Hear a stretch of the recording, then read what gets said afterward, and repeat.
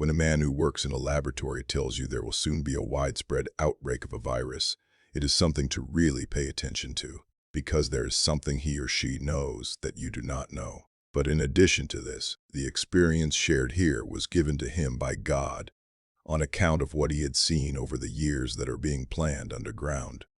Kindly watch this video to the end. Tell us where you are watching from so that we can pray for you and your family. I will now begin sharing today's experience. My name is Michael Reynolds. I am 39 years old, and I died. I know that sounds like something you say to get attention, but I am not saying it to get attention. I am saying it because it is true. My heart stopped. The machines in that hospital room went silent except for one long, flat sound that I will carry with me for the rest of my life. The doctor stepped back. My wife fell to her knees. And I was gone, but then I came back.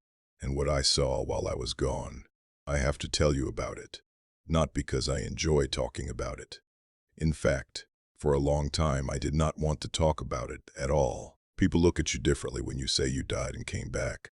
Some smile in a way that tells you they do not believe you. Some change the subject.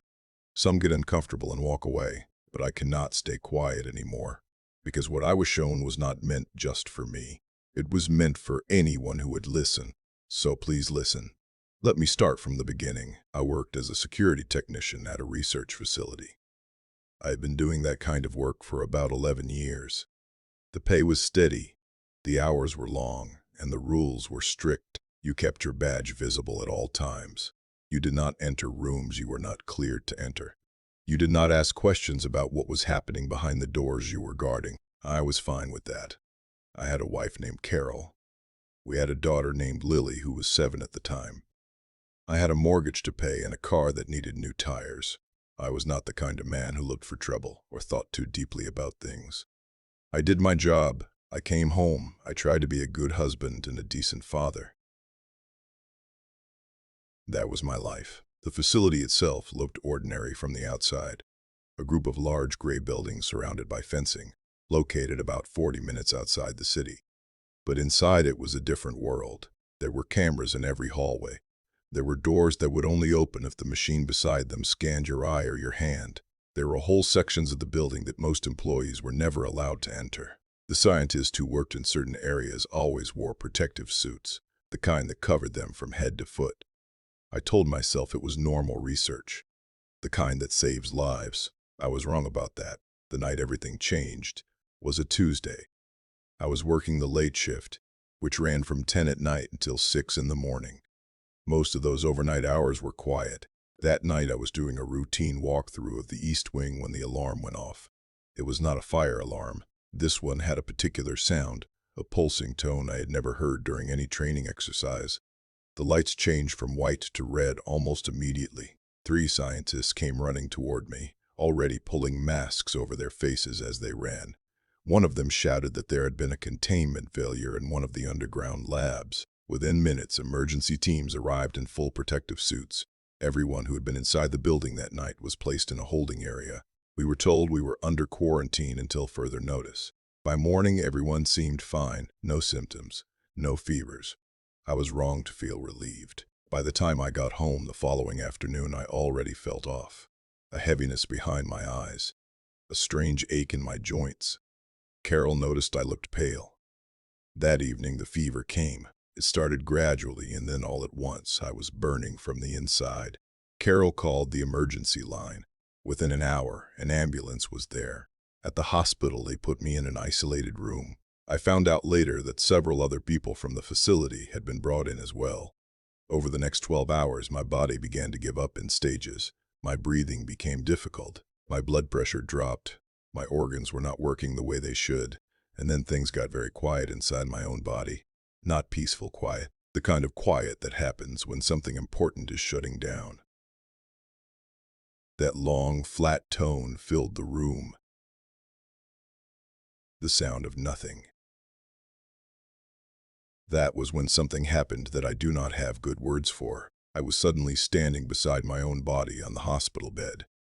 I could see myself lying there, completely still. The doctors were moving fast, and one of them beginning chest compressions. Carol was in the corner of the room with both hands over her mouth, shaking, tears pouring down her face. I tried to walk to her. I tried to say her name. Nothing came out. I had no voice and no breath and no weight. And then something began pulling me, not violently, like a current in water, moving me without my permission. I moved away from Carol and away from the room and away from the hospital. There was a period of darkness, total darkness, like being in a space where light simply does not exist. And then there was light. I have tried many times to describe this light to people, and I always feel like I am failing to get it right. It was not like sunlight or electric light. It entered you. It went through you, and it was warm in a way that reached something much deeper than skin. Within the light there was a being standing. He appeared as a man. That is the simplest way I can say it. But there was something about him that your whole self responded to immediately, not in a frightening way, in a way that made every other thing in your experience feel smaller and further away. His presence carried something I can only call authority, the kind that makes you feel completely known, and along with that feeling of being known came something I did not expect. Peace, not the peace you feel after a good night of sleep. Something much deeper than that. A peace that made the fear I had been carrying my entire life simply go quiet. He spoke to me. His words did not come through my ears. They arrived directly in my mind with a clarity that was like having something written on the inside of you. He said my name, just my name, but the way it arrived inside me carried my whole story in it. Every mistake I had made, every good moment, every ordinary Tuesday, all of it was held in the way he said my name. The first thing he showed me was the earth from very far above. The whole round shape of it, the blue of the oceans, the land, the clouds. I could feel the weight and history of it, and then he began to show me what was coming. He showed me a virus. Not the way a doctor shows you a virus under a microscope. He showed it to me the way someone shows you a fire that has already started and is moving toward a house. He showed me it spreading through the air in cities, moving through ventilation systems in buildings, through the spaces where people breathe together without thinking about it. It was invisible to the people walking around inside it. They had no idea it was there. The first thing this virus did was not kill people. The first thing it did was something more frightening in a way that took me time to understand when I was watching it. It took their memories. He showed me this early, before the worst things came. I watched ordinary people in their daily lives beginning to forget things, not the way old people sometimes forget where they put their keys. This was different. I saw a man standing in his kitchen looking at the stove with a blank expression because he could not remember how to turn it on. I saw a woman sitting in front of her computer unable to recall the names of her own children. I watched the doctor at a hospital standing in a hallway, holding a patient file and staring at it because the words on the page had stopped meaning anything to him. He showed me how the virus was doing this. It was attacking the brain from the inside, moving through the nervous system quietly, like something that knew how to travel without being detected. The memory loss did not come all at once. It came in layers. First the small things, names, dates, routines, then bigger things. Skills a person had spent years learning, faces of people they loved, languages they had spoken their whole lives. He showed me people who woke up one morning and did not recognize their own homes, did not know their own spouse, did not know themselves. This was happening to people of all ages, not just the elderly, young people, working people, parents with small children. He showed me a classroom where a teacher in her 30s stopped in the middle of a lesson, turned to face the whiteboard, and stood there for a full minute without moving because she had lost the thread of where she was and what she was doing. Families were terrified. People were taking their relatives to doctors, and the doctors did not have good answers. The symptoms looked like several different things at once. Some doctors were calling it a neurological condition. Some were calling it stress. The real cause was not being identified fast enough because the virus was behaving in ways that existing tests were not designed to catch, i.e., TIF. Then he showed me the second wave of what it was doing to people's bodies.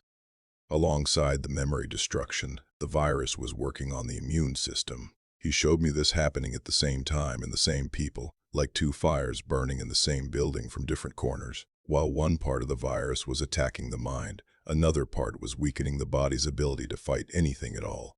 He showed me this happening across the whole globe at the same time, not one country and then another country. Everywhere at once. I could see it like watching a map light up, except the lights were not good lights. City after city, region after region, continent after continent. The weakening was happening simultaneously in places that had nothing to do with each other. No shared border, no shared travel route. It was as if the virus had been released in multiple locations at the same time. People whose immune systems were being broken down began getting sick with other things on top of the virus itself. Things that a healthy immune system would normally fight off became dangerous. Common infections became serious. Manageable conditions became life-threatening. He showed me people who did not die directly from the virus, but died from the things their weakened bodies could no longer resist after the virus had done its work. I watched this weakening move through entire populations. Young, healthy people finding themselves unable to recover from illnesses that should have been minor. He showed me the confusion this caused in medical communities because the virus itself was not always visible in standard testing, and doctors were treating symptoms without always understanding the root cause underneath them. By what felt like the fifth week in what he was showing me, something changed in the images. The death numbers started to rise. Before that fifth week mark, people were sick and frightened, and hospitals were busy. But the death toll was something that governments and health organizations could still manage in terms of the public response. They could still use careful language. They could still say the situation was under control. After the fifth week, that changed. He showed me the numbers climbing, not in the way a small graph goes up, the way a dam breaks. First hundreds in a single day in a single city. Then thousands across a country. Then the numbers being reported from multiple countries at the same time, each one worse than the day before. Within weeks, the global count moved from thousands to hundreds of thousands, and then it did not stop there. It kept going. He showed me the count reaching into the millions, and the millions were not abstract. He showed me the faces behind the numbers. Fathers who did not come home from the hospital. Mothers whose children sat outside closed ward doors, not being allowed to go in. Entire neighborhoods where the sound of ambulance sirens became so constant that people stopped looking up when they heard them because looking up did not help anything. I watched the hospitals fill. I watched them fill past full. He showed me hospitals in large cities in America, in Europe, in Asia, in Africa, in South America. Every one of them running out of space. Beds in hallways, patients lying on cots in waiting rooms.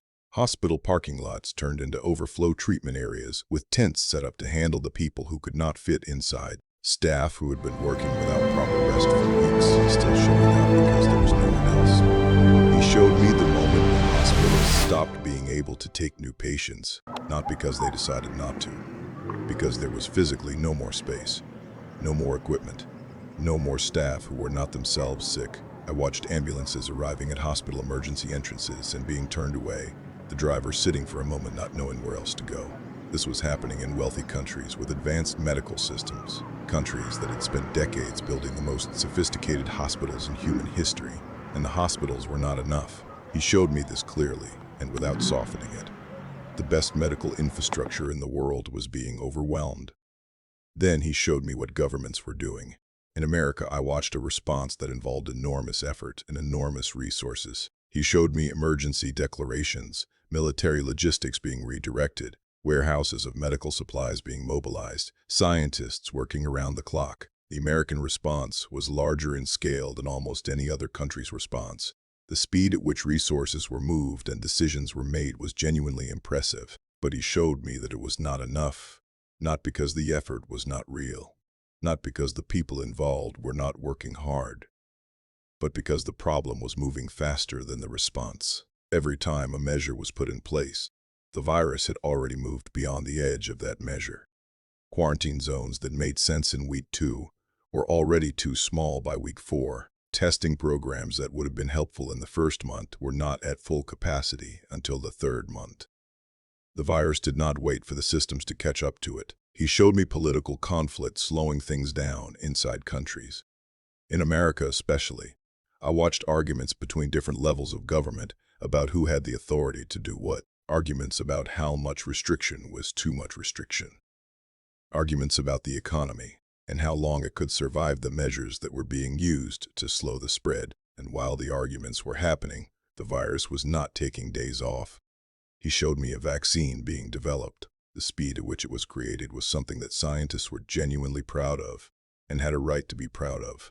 He showed me the laboratories working on it, the trials, the approval process being shortened, the massive production and distribution effort. Countries came together in ways they did not usually come together to get the vaccine made and delivered. But then he showed me the vaccine not working the way everyone had hoped. It was not useless. It was not a fraud. The people who made it were doing their best with what they understood. But the virus was changing. He showed me the virus mutating in ways that the vaccine was not designed to handle. What worked in one form of the virus did not work as well in the next form. And the next form came before the vaccine programs had finished reaching everyone who needed them. He showed me the exhaustion that came with this. Not just physical exhaustion, though that was everywhere. An exhaustion of hope. People who had held on through the early months telling themselves that the vaccine was coming, and when it came, things would return to normal. He showed me the faces of those people when they understood that normal was not coming back on the schedule they had been holding on to. And then he showed me something that changed the entire picture of what I was watching. Something that took what felt like a tragedy of nature and turned it into something else entirely. He showed me a laboratory, not the facility where I had worked, a different place. He did not tell me which country it was in. The room itself could have been anywhere. It looked like a high-level research lab. Clean, organized, expensive equipment, the kind of facility that takes serious money to build and maintain. There were people working inside it, but they were not working on a cure. He showed me what they were working on. They were working on the virus itself. Studying it, yes, but also shaping it, adjusting it. He showed me people in that lab doing things to the virus that made it more effective at what it was already doing. More able to travel without being detected. More able to attack the brain while also weakening the immune system. The things I had watched, destroying millions of lives across the world, were not accidents. They were features, things that had been deliberately designed and deliberately put there. He could not tell me the name of the country. He showed it to me, and I understood that he was not giving me that specific information, whether because it was not time or because my knowing it would do more harm than good, I could not say. But he showed me the people inside the laboratory clearly enough that I could see certain things about them. I could see that they were from different places. I could see people whose appearance said they were African. I could see people who looked like they were from India. I could see people who looked Chinese. And I could see people who looked American. Different nationalities, different backgrounds, all working together inside the same laboratory on the same project. He showed me that it was easy to identify them. Their faces were clear to me in what he was showing me. But he also revealed to me something about why they were all there together. They had been paid. Heavily paid. The kind of money that makes a person convince themselves that what they are doing is acceptable, or that someone else would do it anyway, or that the cause behind it is worth the cost. He showed me that these were not people who were openly evil in their daily lives. Some of them had families.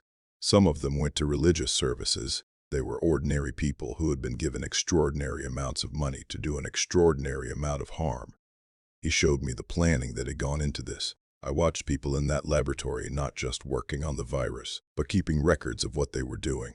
There were papers on a table, schedules, charts, documents that I could see but not read clearly because of the distance in the vision. And on a wall in that laboratory there was a calendar. I looked at the calendar, and I could see that it had a year on it. The numbers were small, and the vision was showing it to me from a distance that made it hard to make out clearly. I strained to see it, the way you try to read something across a room when you have left your glasses at home. I could make out the shape of the numbers. I could see it was a 4-digit year, and from what I could see, from what I could make out at that distance, it looked like it read 2026. I could not make out the specific month and day clearly. The calendar was tilted slightly, and the numbers for the date were too small for me to read with certainty. But the year, The year I felt I could see, 2026, and the people in that laboratory were not just working on the virus they had already made, they were making plans for what came next. He showed me that what the world had already experienced was not the end of what these people intended. The calendar on the wall was not just tracking what had already happened. It was a schedule for what was still planned. He showed me people in that room marking dates, discussing timing, coordinating with someone or something outside the laboratory through communications I could not hear but could see happening. The whole thing operated like a project with deadlines and deliverables, except the deliverables were suffering and death in the collapse of systems that ordinary people depended on to live their lives. He showed me this, and I felt something I had not felt since I arrived in that place with him. I felt anger, not a wild anger, but a deep and cold anger, the kind that settles in your chest and stays there. He let me feel it for a moment, and then he turned me back toward him. When I looked at him again, his expression had not changed. He was not surprised by what he had just shown me. He was not frightened by it. But what I saw on his face was not indifference either. It was the face of someone who knows the full truth of something, the worst of it and the final word of it, both at the same time. He told me that what I had seen in that laboratory was known, that nothing done in secret was hidden from him, that every name, every face, every plan written on that calendar was known, and that the accounting for it was not going to be skipped over or forgotten. He told me that the people who had done this had made their choices out of greed and pride, and the kind of ambition that does not care about the bodies it steps on. He showed me that behind the money and the planning, there were powers at work that were not just human, that the hatred for human life being expressed in that laboratory was not something that originated entirely in the human hearts working inside it. There was something feeding it, something older and darker than any human agenda. But he told me clearly that none of this, not the virus, not the laboratory, not the calendar on the wall with the year 2026, none of it was outside of what he had already seen and already accounted for in the larger story he was telling with human history. He told me that his people needed to understand this, not so they would be paralyzed with fear, not so they would be driven into conspiracy and suspicion and arguments with each other, but so they would know what they were dealing with and would respond to it the right way. He told me the right response was not found in politics or in human organization or in the next election or the next policy. He told me the response that would actually matter was found in prayer, in genuine, serious, costly prayer. The kind where you set aside the distractions and the comfort, and you stand before God with the full weight of what is happening, and you ask him to move. He told me to tell his people that the laboratory I had seen, the planning on that calendar, the agenda behind the spreading of this virus, could be broken by prayer in a way that no human investigation or human law could fully break it, not because prayer is a magical formula, but because the powers behind what I had seen were spiritual powers, and spiritual powers respond to spiritual authority, and the spiritual authority that belongs to the people of God, when it is exercised in genuine faith and genuine surrender, is greater than anything working against them. He showed me something then that I found both painful and hopeful at the same time. He showed me the church, the people who call themselves Christians, going about their ordinary weeks while all of this was happening around them. He showed me how many of them knew something was wrong, could feel that the world had shifted into something more dangerous, could sense that the things happening were bigger than what was being explained on the news. But he showed me that many of them were responding to that sense with anxiety and argument and the kind of restless scrolling through information that makes you feel like you are doing something without actually doing anything. He told me that what the moment was asking for was not more information. What the moment was asking for was people who would get on their knees and stay there. Then he told me I was going back. I was shocked, not because I did not want to go back. I did want to go back. I wanted to see Carol and Lily and the ordinary Tuesday I had not appreciated enough, but because everything I had just been shown felt so large and so serious that I was not sure what one person was supposed to do with it. I was a security technician from a small town. I was not a pastor or a preacher or someone with a platform. I told him that. He told me that was not the point.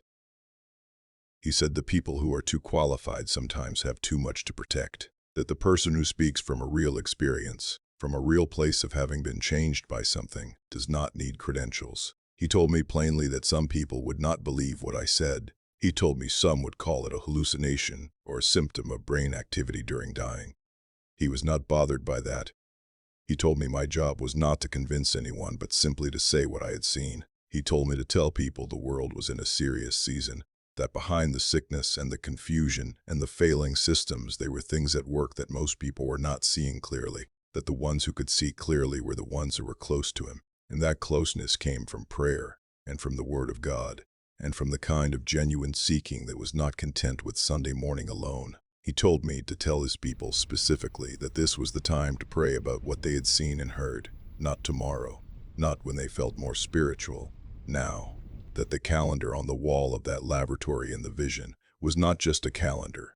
It was a reminder that there is a timeline to things, that there is a window, and the window for certain kinds of prayer to change certain kinds of outcomes does not stay open forever. He stepped closer to me, and the light around him became even more present than it had been, and I felt something that I can only describe as a farewell, not a cold one, not a final one, but the kind where you know the door is not closing permanently, just for now. Then I was falling through layers of something, like going through several different rooms very quickly, and then I felt something hit my chest, hard. Air rushed into my lungs in a rush that felt almost violent after the stillness of where I had been. Voices around me got loud very quickly. I opened my eyes. The ceiling of the hospital room was white. A doctor was leaning over me, with both hands still on my chest, and his face had an expression I had not seen on a doctor's face before, the expression of someone who was not expecting what just happened to happen. He said the words, and they spread around the room like electricity. "He's back." Carol was at the foot of the bed, the tears coming fast down her face. And this time they were not grief tears. They were the other kind, the kind that does not have a clean name in English. I was back. I was shown the year 2026 on that calendar. I could not read the month and day clearly, but I saw the year. And I was sent back to say something to the people of God about all of this. So here's what I want to say to every person reading this who calls themselves a Christian, who calls themselves a follower of Jesus, who has a faith, however small or however uncertain. What you are seeing in the world right now is not random. The sickness, the fear, the confusion, the feeling that things are moving in a direction that no one fully controls. It is not random. There are plans behind some of it made by human hands in physical places. And behind those human hands, there are spiritual forces that have been working for a long time toward the destruction of human life and the disruption of the purposes of God. You are not helpless against this, but the help you have available is not found in the places most people are looking. It is not found in the next political victory or the next election result. It is not found in the right person being in the right position. It is found in prayer. Serious prayer. The kind that treats the throne of God as an actual place where actual things are decided. I am asking you, as someone who has been to the other side and come back, as someone who saw with his own eyes the planning happening in a laboratory that the world does not know about, and a calendar on the wall with the year that we are living in right now, I am asking you to pray. Not a quick prayer at the end of the day when you are already falling asleep. Real prayer. Extended prayer. The kind where you bring the actual weight of what is happening in the world, and you place it before God, and you ask Him to move. Ask Him to expose what is hidden. Ask Him to confuse the plans being made against human lives. Ask Him to raise up people in the right positions at the right times to do what only people with real courage and real faith can do. Ask Him to protect the innocent people who are being targeted by things they do not even know are targeting them. Ask Him to heal the ones whose minds are being damaged and whose bodies are being broken by something that was designed in a room with a calendar. Ask Him to be merciful to a world that, if it fully understood how serious the moment is, would not sleep another night without calling out to Him. And then ask Him what He wants you to do, because prayer without action is incomplete. He showed me people who prayed and then moved, who let the weight of what they felt in prayer push them into the world in a different way, more present in their communities, more willing to speak when speaking cost them something, more committed to the people around them, the neighbors, the family members, the strangers who are carrying fear that they do not have words for. The door of mercy is open today. That is not a phrase I made up. That is the phrase he used. The door is open, and the invitation standing in it is real and it is personal. It is for you, wherever you are, whatever your faith looks like right now, however many questions you have, and however uncertain you feel. Today is a good day to walk through it. And once you are through it, stay on your knees. Because the calendar on that wall is still counting down toward something. And the prayers of God's people are the most powerful force on this earth when they are prayed in genuine faith by people who have not given up on the idea that God actually hears, and God actually hears, moves, and God actually wins. Do not wait until the fear reaches your door before you start praying. Pray now. Pray today, because what I saw on the other side of death was too real and too serious for me to come back here and tell you anything less than the truth. This is the truth as God gave it to me. Please do not ignore it. Michael Reynolds. Testimony recorded 2026.